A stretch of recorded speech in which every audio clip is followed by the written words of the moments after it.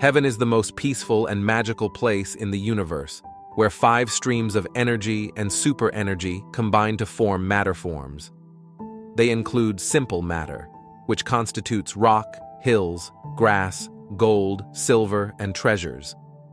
Complex matter, which constitutes energy flows to connect with all planets in the universe and maintain their existence and sustainable development. Supermatter, which constitutes the spiritual life form, it is called Tueling. Those 3 groups of matter form a paradise of peace and serenity, with brilliant lights enveloping the massive planet and illuminating the surrounding planets. Tuelings are souls. They have the most transcendent intelligence in the universe.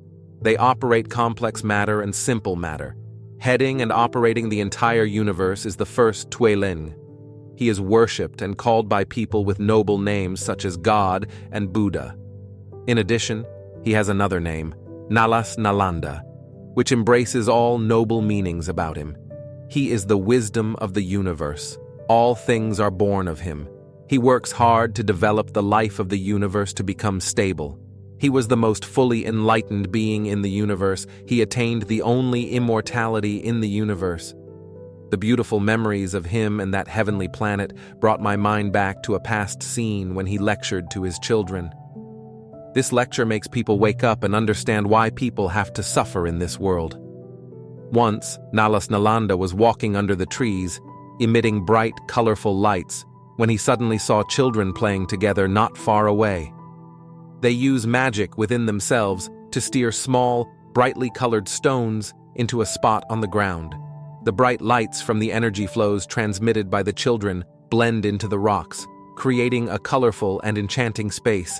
The laughter and concentration in the game kept them from noticing the difference around them. They did not know Nalas Nalanda when he stood nearby, next to an old tree, watching the children playing together. His children played for a long time without even realizing his presence nearby. At this time, the children seemed tired and bored after a long time playing. One said, "Well, I don't play anymore. I don't have any fun." Then they all sat down together. They let out long breaths as if worried about something, and their hands constantly threw the stones they had just played around. Another said, "We play these games day in and day out. I'm bored. Another continued, I want to be reincarnated into the human world. We should ask the Father to let us come down and become a man." Then they all said in unison, "I also want to be a human to experience human life." Then the children got up to look for him. At this time, the children discovered him standing by a nearby tree and ran over to him. They cheered and clung to him. He held them in his arms and had warm smiles on his lips. Then he said to them, "Sit down here. I will listen to your wishes." When the children do not know how to talk to their father, they look at each other as if telling each other to tell their father what they want. He understood and said, "I see you guys are having fun. Why don't you want to play anymore? Why are you so bored?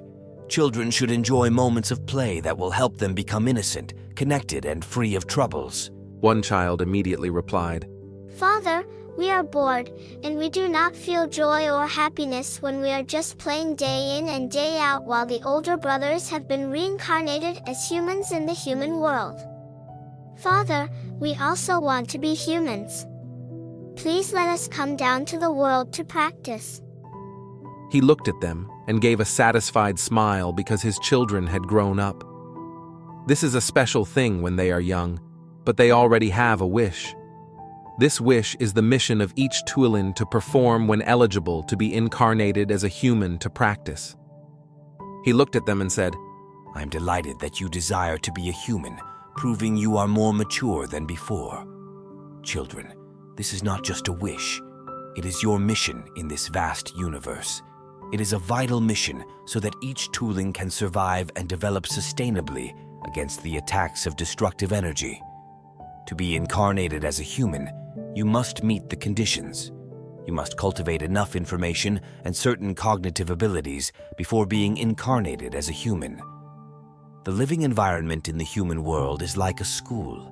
It is a place for children, for all Tuelins to learn, experience, and practice for the growth of wisdom and the strength to unite, spread, and develop all things to become sustainable. A child immediately interrupted him. Dad, I love going to school, I like being a human, and I also want to grow up in wisdom and strength to develop the universe with you. At that time, he pondered and asked them, Do you know that when you become human, you will have to live in a simple, dirty body? You will have to go through countless times suffering in the world. You will no longer be as peaceful and free as you are in this paradise. You will no longer remember this place. You will not be able to use miracles in the human world, and what you wish for will not be granted. Those are the rules I have created so that the Tulins have the best environment for the growth of wisdom and the power of compassion. Therefore, the human world is a living environment with nothing but suffering.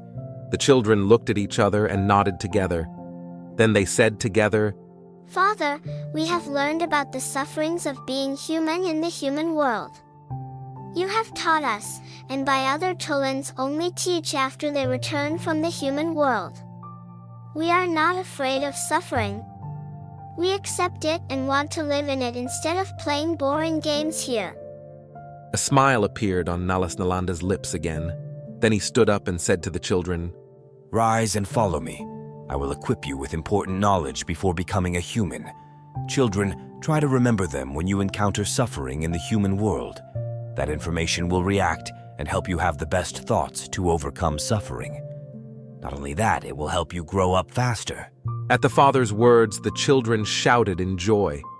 They immediately followed the father with a radiant face instead of sadness.